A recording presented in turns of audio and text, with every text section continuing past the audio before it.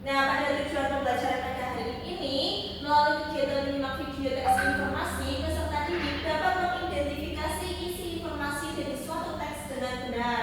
2. Melalui diskusi kelompok, peserta didik dapat membandingkan jenis-jenis paragraf berdasarkan ide pokoknya dengan tepat. Nah, di sini ada penjelasan mengenai teks informasi. Jadi, teks informasi itu adalah sebuah teks yang memberikan pemberitahuan atau penjelasan tentang sesuatu kepada pembaca berdasarkan fakta yang benar-benar terjadi. Jadi, bukan hanya dari mulut ke mulut atau hayalan atau mitos. Jadi, memang itu adalah sesuatu yang benar-benar terjadi.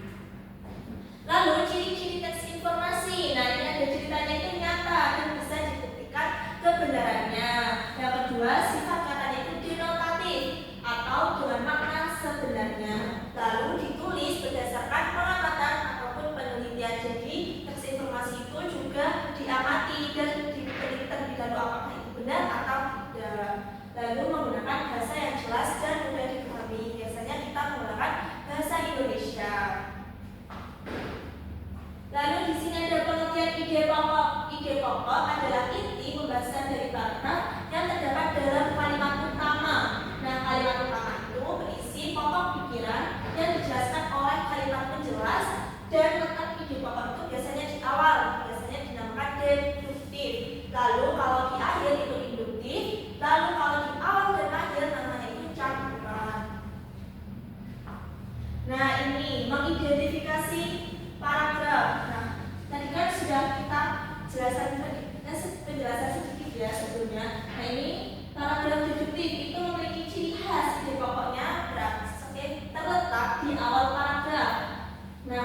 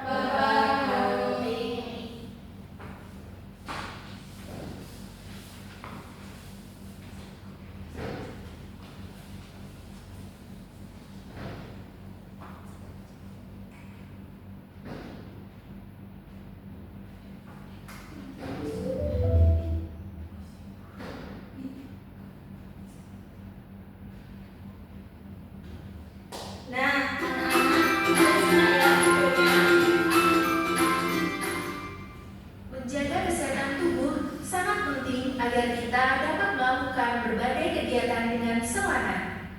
Tubuh yang sehat membuat kita lebih mudah belajar, bermain, dan membantu orang tua di rumah. Selain itu, tubuh yang sehat juga membuat kita terhindar dari penyakit yang bisa mengganggu aktivitas sehari-hari. Kesehatan tubuh dapat dijaga dengan melakukan pola hidup yang baik. Kita harus makan makanan bergizi seperti sayur dan buah, serta minum air putih yang cukup. Tidak hanya itu, tubuh juga memerlukan olahraga secara teratur agar tetap kuat dan bugar.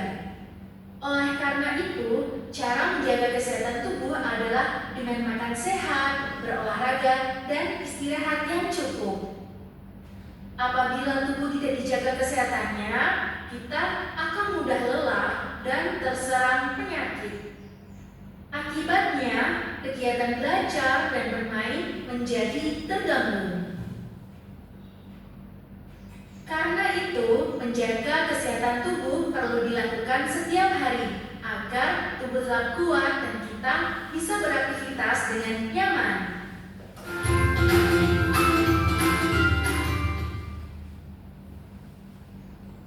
Baik anak-anak, silakan kalian jawab terlebih dahulu dari kegiatan satu ini menyimak video tadi. Apakah sudah selesai anak-anak? Sudah. Baik, silakan untuk kelompoknya Mbak Nara dan Mbak Nida maju ke depan. Baik, silakan perkenalan terlebih dahulu lalu kita selesaikan. Kami dari kelompok 2. Aku Nara. Kami akan mempresentasikan hasil diskusi kami. Tadi kan setelah melihat video, isi teks informasi dari video yaitu menjaga kesehatan tubuh penting supaya tubuh kita kuat, tidak mudah sakit dan bisa belajar serta bermain dengan semangat. Ya benar. Apakah sama anak-anak? Sama. Ide pokok paragrafnya, menjaga kesehatan tubuh sangat penting agar kita dapat melakukan berbagai kegiatan dan semangat. jenis kalimat utamanya yaitu kalimat awal atau definitif. Baik, karena kelompok 1 sudah mempresentasikan hasil diskusinya, kita kasih apa? Kasih B, kasih O, kasih B. Wow, keren. Wow, keren.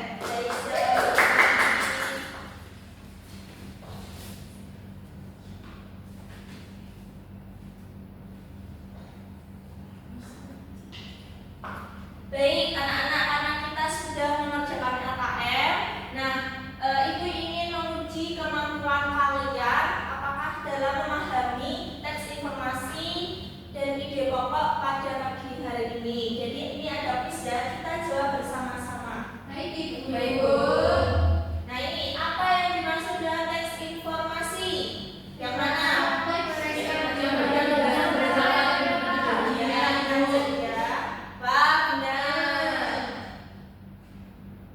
Lalu apa yang dimaksud dengan ide pokok?